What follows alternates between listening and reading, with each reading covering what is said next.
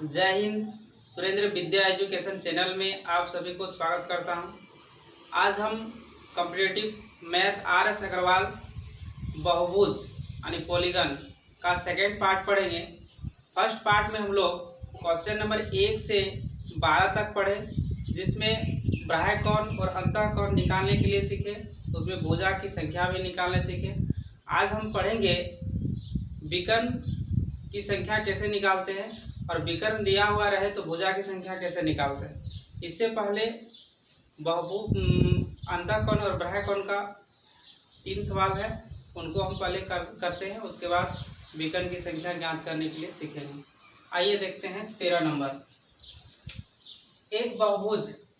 एक समबाहु बहुभुज के सभी अंतः कोण का योग 180 डिग्री है।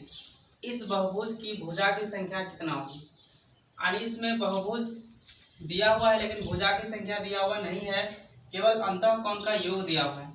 तो एक हम क्या करेंगे, बहुभुज का आकृति बनाएंगे लेकिन अधूरा बनाएंगे और इसमें अंतः कोण और बाह्य कोण को दिखाएंगे। तो ये मेरा बाह्य कोण हो गया और ये मेरा अंतः कोण हो गया। हम लोग जानते हैं कि सभी बाह्य कोण का योग 360 डिग्री होता है और अगर एक भुजा होगा और एक भुजा में कितना कोण बनाता है तो 180 डिग्री।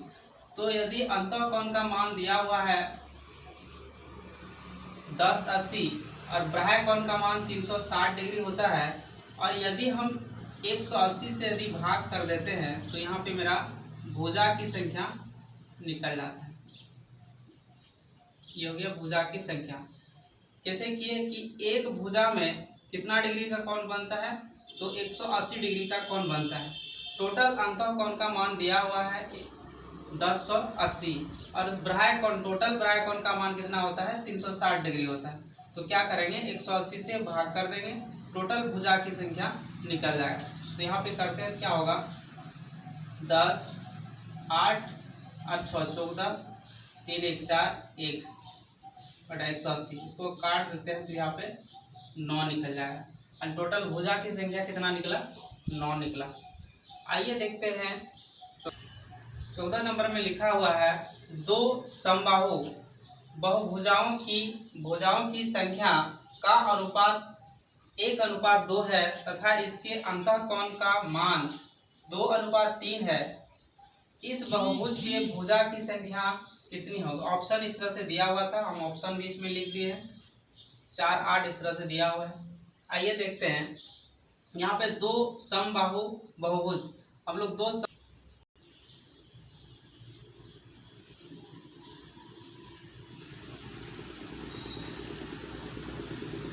ये मेरा अधूरा बहुभुज है, एक दो टो बनाना है क्योंकि यहाँ पे दो जिक्र किया हुआ है बनाए। इसमें बोल रहा है कि भुजाओं का अनुपात, एक भुजा दिया हुआ है, भुजा बराबर यहाँ पे 1 है तो यहाँ लिखेंगे 1x और यहाँ 1x नहीं लेंगे, वहाँ यहाँ पे 1n ले लेते हैं और यहाँ पे भुजा की संख्या क्या लेते हैं 2n ले लेते हैं क्योंकि यहाँ पे भुजा का अनुपात दिया हुआ है। अब यहाँ पे दिया हुआ है इसके अंतः कोण का माप 2:3 है, तो इसका अंतः कोण कितना है 2x है और इसका अंतः कोण कितना है 3x है। इस तरह से दिया हुआ है। इन भुजाओं की संख्या क्या होगी। यदि अंतः कोण 2x है तो बाह्य कोण का मान कितना होगा तो 180 और माइनस 2x होगा। इसी तरह से यहाँ पे यदि हम बाह्य कोण का मान निकालेंगे तो क्या होगा 180 और माइनस 3x होगा। तो ये बाह्य कोण निकला। हम लोग क्या जानते हैं, यदि भुजा की संख्या दिया हुआ रहे और यदि हम बाह्य कोण का मान निकालेंगे तो क्या करना पड़ता है 360 बटा भुजा की संख्या। ये निकला क्या बाह्य कोण का मान, लेकिन यहाँ पे बाह्य कोण का मान कितना दिया हुआ 180 माइनस 2x दिया हुआ है। इसी प्रकार यहाँ पे कितना 360 और भुजा की संख्या 2 है तो 2x से भाग देंगे। ये क्या निकला बाह्य कोण का मान, लेकिन यहाँ पे बाह्य कोण का मान कितना है 180 माइनस 3x। इस तरह से थोड़ा सा इसको मिटाते हैं। अब यहाँ पे क्या करेंगे, यहाँ पे 360 बटा n और यहाँ 2x को इस बार लेंगे तो प्लस हो जाएगा 180। इसी प्रकार से इसी प्रकार से यहाँ पे क्या हो जाएगा, इसको अगर हम यहाँ पे लगाते हैं तो यहाँ आ जाएगा 360/2n, यहाँ माइनस है, इस बार आ जाएगा तो प्लस 3x और बटा कितना हो जाएगा 180। अब यहाँ पे हम इसको समीकरण को हल करते हैं, ये समीकरण 1 समीकरण 2 हो गया। तो यहाँ पे हम क्या करेंगे, भुजा की संख्या हमको निकालने के लिए बोला है, इसलिए हम x को समान करेंगे। तो x को यदि समान करेंगे तो इससे हम 3 से गुना करेंगे और इसको हम 2 से गुना करेंगे। तो यहाँ पे क्या हो जाएगा, ये और ये कट जाएगा, इस तरह से प्लस है तो माइनस होगा, यहाँ पे प्लस की पावर ये माइनस होगा, ये भी माइनस होगा, तो ये कट गया। तो क्या बच गया यहाँ पे 3 × 360/n, और इसको अब जब इससे हम गुना करेंगे तो ये और ये 2 कट जाएगा, ये वाला 2 कट जाएगा। तो यहाँ पे माइनस क्या हो जाएगा 360/n केवल बचेगा। अब यहाँ पे क्या बचा, यहाँ पे 3 × 180 और यहाँ 2 × 180, तो यहाँ 3 में से 2 चल जाएगा, केवल एक 180, एक केवल 180 बचेगा यहाँ। अब इसको हम अगर हल करते हैं तो यहाँ 3 × 360 है, यहाँ पे 360 है, तो 3 तो 360 में एक 360 चल जाएगा, क्या बचेगा 2 × 360 और बटा n, और यहाँ क्या आ जाएगा 180। अब इसको हम कटाएंगे, ये कट जाएगा और ये हो जाएगा 18 दूना 36, यानी यहाँ पे n का मान क्या निकल जाएगा 2 दूना 4, यानी एक n का मान कितना निकला 4 निकला। तो यहाँ पे क्या लिखेंगे, एक भुजा की संख्या n है, उसका मान क्या निकल गया 4, लेकिन यहाँ पे क्या निकल जाएगा 4 × 2 = 8, तो आंसर क्या हो जाएगा 4 और 8।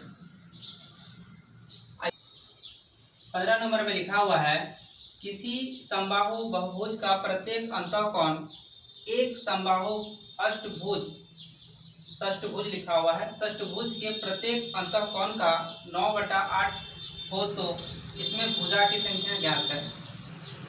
एक समबाहु बहुभुज दिया हुआ है लेकिन इसमें भुजा ज्ञात नहीं है, तो अधूरा एक बहुभुज बनाएंगे।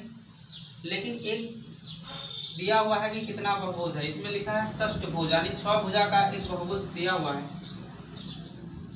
इसमें अंतःकोण का मान, इसका अंतःकोण का मान इसके अंतःकोण का 9/8 गुना है, तो पहले इसका अंतःकोण का मान निकालना है। तो पहले हम लोग क्या जानते हैं, ये षष्ठभुज का है, यहाँ पे लिख देते हैं षष्ठभुज, यानी इसमें भुजा की संख्या कितना है 6 है। तो हम यहाँ बाह्य कोण का मान निकालेंगे, बाह्य कोण। तो यदि बाह्य कोण का मान निकालेंगे तो 360/6 करेंगे तो यहाँ पे मेरा निकलेगा 60 डिग्री। यदि बाह्य कोण का मान 60 डिग्री है तो अंतःकोण का मान कितना निकल जाएगा 120 डिग्री, क्योंकि 180 में घटा के लिखेंगे इसको। तो इसका अंतःकोण का मान कितना निकला 120 डिग्री। तो यहाँ पे लिखा हुआ है कि अंतःकोण, इसका जो अंतःकोण होगा वो कितना होगा 9/8 गुना किससे, इससे। तो इसका अंतःकोण का मान निकालेंगे तो अंतःकोण बराबर षष्ठभुज के अष्टकोण से 9/8, तो षष्ठभुज में अंतःकोण निकला 120 डिग्री, इसका 9/8 यहाँ से कटा देंगे तो यहाँ जाएगा 15, और 15 × 9 = 135, यानी इसका जो अंतःकोण निकला वो कितना निकला 135। यदि अंतःकोण 135 है तो इसका बाह्य कोण का मान कितना हो जाएगा 45 डिग्री, क्योंकि 180 में घटा देंगे। इसलिए इसमें भुजा की संख्या निकालेंगे, भुजा की संख्या, भुजा की संख्या और कितना हो जाएगा 360/45। अब 360/45, 45 से 60 से भाग करेंगे, 45 से 360 को यदि भाग करेंगे तो 8 बार चलेगा, यानी भुजा की संख्या क्या निकला 8 निकला। फिर से इसको समझते हैं कैसे हुआ। यहाँ पे लिखा हुआ है किसी समबाहु बहुभुज का प्रत्येक अंतःकोण, ये किसी में है यानी इसमें भुजा की संख्या प्राप्त नहीं है। इसका जो अंतःकोण है षष्ठभुज के प्रत्येक अंतःकोण का 9/8 है। तो हम पहले क्या निकालेंगे, षष्ठभुज का अंतःकोण क्या होगा। तो अंतःकोण से पहले हमको बाह्य कोण जानना पड़ेगा। तो बाह्य कोण निकालने के लिए क्या करेंगे, बाह्य कोण 360 से 6 भुजा दिया हुआ है, 6 से भाग किए तो 60 निकला, और यदि 60 निकला तो अंतःकोण का मान 180 में घटा के निकालेंगे। अब इसका अंतःकोण निकल गया तो ये बोल रहा है प्रत्येक अंतःकोण, इसका प्रत्येक अंतःकोण इसके अंतःकोण का 9/8 है, जिसको 9/8 से क्या किए गुना कर दिए तो 135 निकला। यदि अंतःकोण 135 है तो बाह्य कोण 45 हुआ, और 45 हो गया तो भुजा की संख्या 360 भाग कर देंगे तो 8 निकला। आइए देखते हैं 16 नंबर। लिखा हुआ है किसी समबाहु अष्टभुज के प्रत्येक अंतःकोण और बाह्य कोण का अनुपात क्या होगा।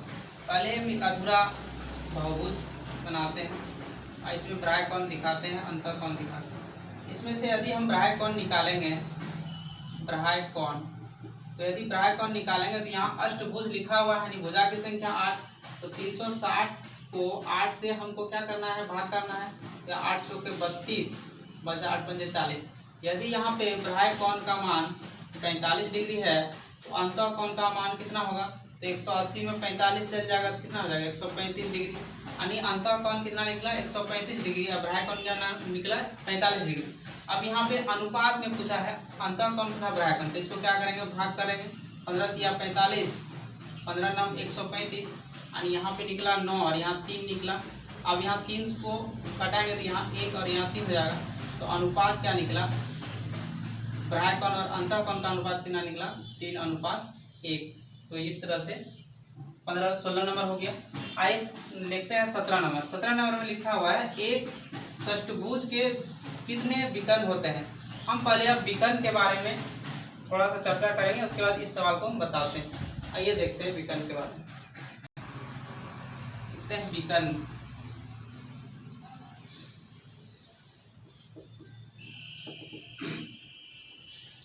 मान लेते हैं कोई एक षष्ठभुज है और इसमें अगर हम पूछें कि विकर्ण की संख्या क्या होगी, तो अपने से यहाँ पे अगर बनाने से दिख जाएगा कितना विकर्ण होगा, 1 2, इसको मिला देंगे तो ये 3, इधर मिला देंगे तो 4, इसको यदि यहाँ से मिला दें तो 5, और इसको यहाँ से मिला दें तो 6, इसको अगर यहाँ से यहाँ मिला देंगे गलत यहाँ पे, यदि यहाँ से यहाँ मिला देंगे तो 7, यहाँ से हो जाएगा 8 और यहाँ से 9। इस तरह से तो टोटल विकर्ण की संख्या अगर हम पूछेंगे तो इसमें, तो विकर्ण की संख्या टोटल निकल जाएगा 9। तो ये इसमें 6 भुजा था तो हम विकर्ण का पता लगा लिए बना के कि इसमें टोटल विकर्ण की संख्या 9 होगा। लेकिन यदि यहाँ पे भुजा की संख्या 100 दे दे, 50 60 इस तरह से दे दे, तो विकर्ण की संख्या कैसे निकालेंगे। तो इसके लिए विकर्ण के लिए सूत्र होता है, विकर्ण के लिए सूत्र क्या होता है, विकर्ण बराबर n ब्रैकेट n-3/2 ये होता है। तो ये कहाँ से आया, इसको भी हम यहाँ पे प्रूफ करते हैं कहाँ से ये आया। ये कॉम्बिनेशन का पार्ट है और वहीं से आया है।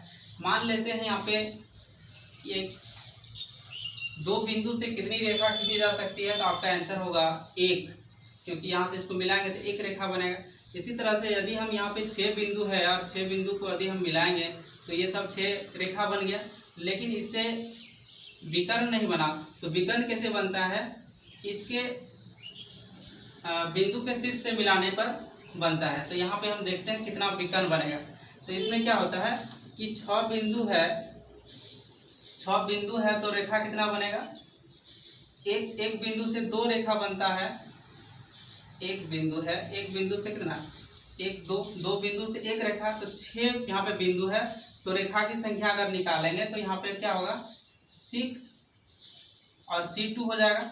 लेकिन हमको रेखा नहीं ज्ञात करना है, क्या ज्ञात करना है, विकर्ण ज्ञात करना है। तो इसमें क्या करेंगे, रेखा की संख्या को हटाना पड़ेगा। तो हटा देंगे, इसमें क्या माइनस कर देंगे, 6 मान कर देंगे, तो ये मेरा आ जाएगा विकर्ण। विकर्ण बराबर इसको कैसे लिखते हैं, 6 × 5/2 - 6। इसको यदि हम सॉल्व करेंगे 3 होगा 5 3 15 -6 बराबर 9। तो इस तरह से हम अगर सूत्र याद नहीं है तो इस तरह से निकाल सकते हैं।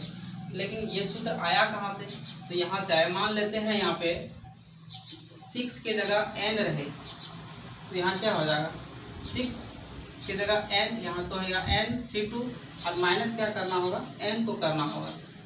तो यहाँ पे हम क्या लिखेंगे, n, और n में क्या है, एक कम है, तो 6 है तो यहाँ 5 है, तो यहाँ क्या होगा n - 1 और बाय 2 और n हो जाएगा। अब इसको यदि हम सॉल्व करते हैं तो यहाँ पे जाएगा n² - n और यहाँ पे हो जाएगा 2n/2 हो जाएगा। अब यहाँ पे 2 और 1 3 हो जाएगा, तो n² - 3n/2। इसी से अगर n को कॉमन ले लेते हैं तो क्या हो जाएगा, n - 3/2 हो जाएगा। तो ये कॉम्बिनेशन का पार्ट है और इसी से निकला हुआ सूत्र है। तो हम इस तरह से निकाल भी सकते हैं, यदि सूत्र याद नहीं हो तो इस तरह से निकाल सकते हैं। तो लेकिन इस तरह से निकालने में यहाँ पे अगर समझ में आया तो ठीक है, ना तो ये सूत्र डायरेक्ट आप याद रखिए और विकर्ण की संख्या निकल जाएगा। आइए देखते हैं 17 नंबर।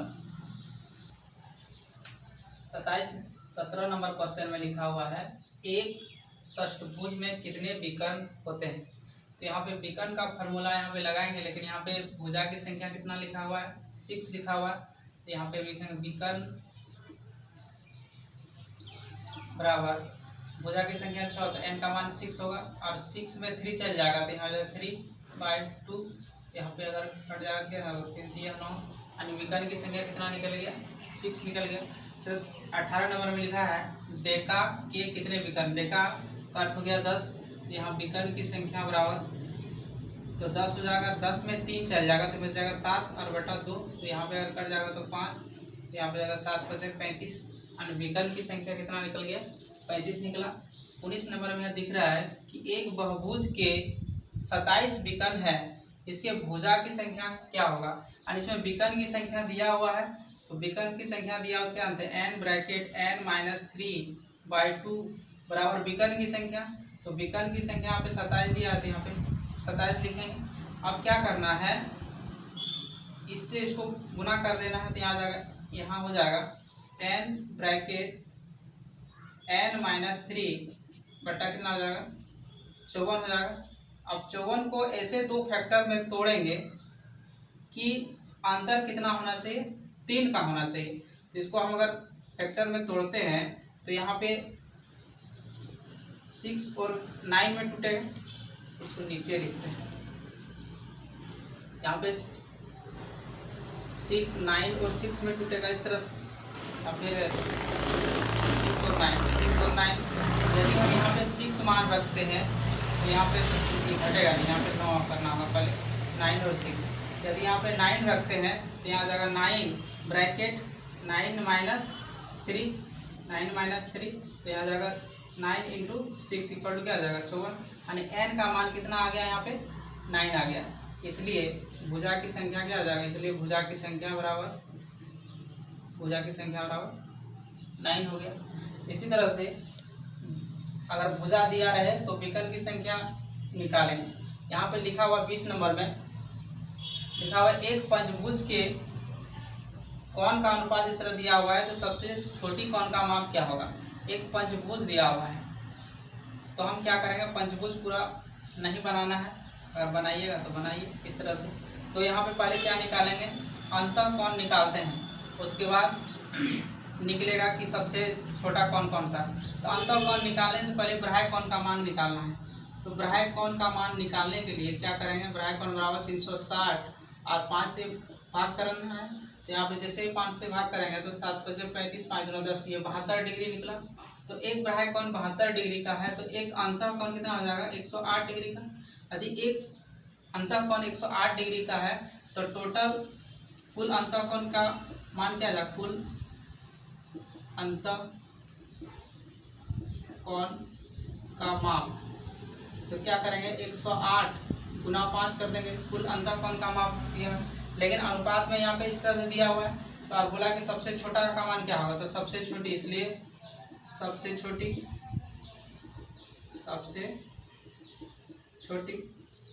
कोण, सबसे छोटा कोण क्या हो जाएगा, जितना टोटल जितना है अंतः कोण का मान 108 × 5 और अनुपात में कितना दिया हुआ है, 9, 5, 14, 14 और 26 दिया हुआ है। और इसमें एक का मान निकालना है, तो 1 से गुना कर देंगे, क्योंकि सबसे छोटा कोण क्या है, 1 है। तो यहाँ से अगर करते हैं तो यहाँ पे क्या हो जाएगा, 4, और यहाँ से कटा देंगे तो यहाँ हो जाएगा 27, यानी सबसे छोटा कोण का मान कितना निकल गया, 27। आज हम लोगों ने बहुभुज का टोटल सवाल पढ़े और टोटल इसमें टाइप भी हो गया। आप इसी बुक से आप बनाने का प्रयास कीजिएगा, देखिएगा टोटल सवाल आपसे बनने लगेगा। आशा करते हैं कि यह चैप्टर से आप लोग को कुछ तो लाभ मिला होगा ज़रूर। यदि अगर आप लोग को मेरे द्वारा पढ़ाया गया बिंदु अच्छा लग रहा है और इसी तरह का वीडियो आप चाहते हैं कि और से दूसरा चैप्टर से मिले, तो इस चैनल को आप सब्सक्राइब कीजिए, जिससे आपका नोटिफिकेशन चल जाएगा और आप दूसरे चैप्टर को भी इसी तरह से पढ़ पाएंगे। आज की वीडियो में इतना ही। मिलते हैं नेक्स्ट वीडियो में हाइट एंड डिस्टेंस चैप्टर लेके। तब तक के लिए आप लोगों को बहुत बहुत धन्यवाद।